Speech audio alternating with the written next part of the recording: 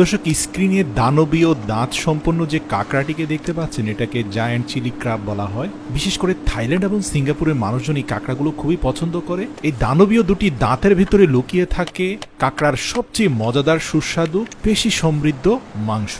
দর্শক, কাঁকড়াগুলো দেখতে দেখতে আপনাদের গুরুত্বপূর্ণ কিছু তথ্য দেই।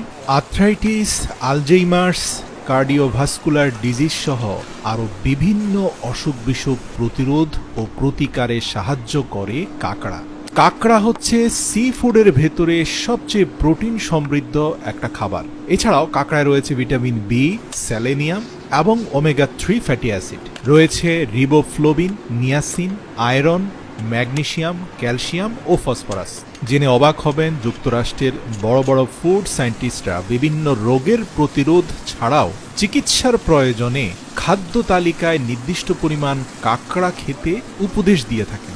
তবে যাদের কোলেস্টেরলের ঝুঁকি অত্যাধিক বেশি এবং এছাড়াও কিডনি ফাংশন দুর্বল রয়েছে, তাদের কাঁকড়া খাওয়া উচিত নয়। যদি আপনার কিডনি ঠিক থাকে এবং এলডিএল কোলেস্টেরল হাই না থাকে, তাহলে আপনি টেনশন মুক্তভাবে কাঁকড়া খেতে পারেন, কারণ কাঁকড়ায় রয়েছে পর্যাপ্ত পুষ্টিগুণ এবং এটা খেতেও খুব সুস্বাদু। এই রেস্টুরেন্টের কর্তৃপক্ষ এক জাতীয় সাদা স্কোয়ার শেপের ছোট ছোট রুটি রয়েছে, যেগুলো তেলে ভেজে কাঁকড়ার সাথে পরিবেশন করে থাকে। আপনারা দেখতে পাচ্ছেন যে সাদা রুটিগুলো তেলের মধ্যে ভাজার পরে সোনালী বর্ণ ধারণ করেছে। আর ইতিমধ্যে যে জায়ান্ট চিলি ক্র্যাবটাকে ভালো করে পরিষ্কার পরিচ্ছন্ন করে কেটে বিভিন্ন স্পাইসি মশলা দিয়ে সেগুলোকে রান্না করা হচ্ছে। প্রিয় দর্শক, একটু জানিয়ে রাখি যে সিঙ্গাপুর এবং থাইল্যান্ডে কাঁকড়া রান্নার পদ্ধতি ভিন্ন ভিন্ন। সিঙ্গাপুরে যে রান্নাটা হয় সেটা হচ্ছে অনেক বেশি ঝোলের সাথে পর্যাপ্ত মশলা দিয়ে, আদা কুচি দিয়ে, রান্নার এক পর্যায়ে কিছুটা দুধ দিয়ে এই বড় বড় কাঁকড়াগুলো রান্না করে থাকে। আর খাওয়ার সময় সেগুলো ফ্রাইড রাইস বা ভাতের সাথেও খেয়ে থাকে।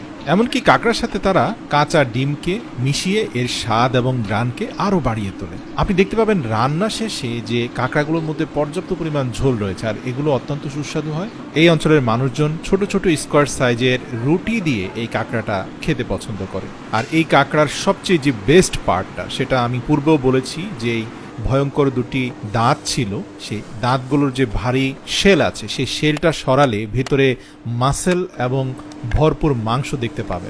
রান্নার পরে সেগুলো সেদ্ধ হয়ে অনেক নরম হয়ে যায়।